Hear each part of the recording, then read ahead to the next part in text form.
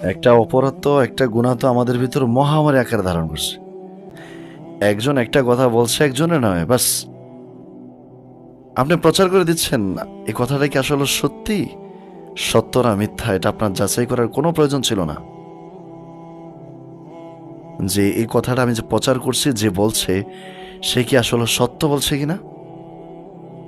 রাসূল সাল্লাল্লাহু আলাইহি সাল্লাম বলছেন, কাফা বিল মারই কাযিবান আই ইউহাদ্দিসা বিকুল্লি মা সামিআ।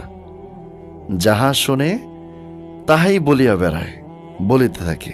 মিথ্যাবাদী হওয়ার জন্য এটাই যথেষ্ট।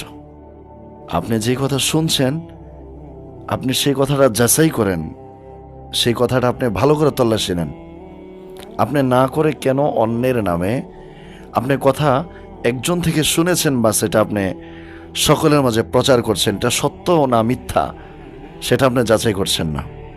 এটা একটি গুরুতর অপরাধ। কারণ এর বেলায় অধিকাংশ সময় দেখা যায় যে মিথ্যা কথাকেই মানুষ প্রচার করে বেড়ায়। এক ভাইয়ের নামে একটা কথা বলেছে, বা এক বোনের নামে একটা কথা বলেছে, এটা সত্য না,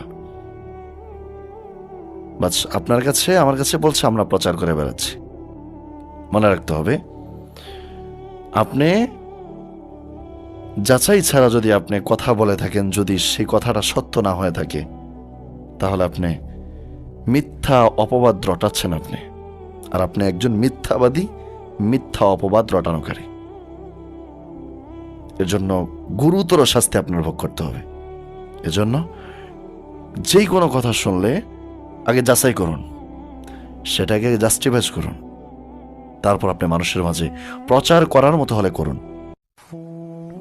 না হলে আপনি সেটার ব্যাপারে, যে যার ব্যাপারে কথা শুনছেন তার সাথে আপনি এই ব্যাপারে আপনি মীমাংসা করুন, এই ব্যাপারে আপনি তাকে সংশোধন করার চেষ্টা করুন।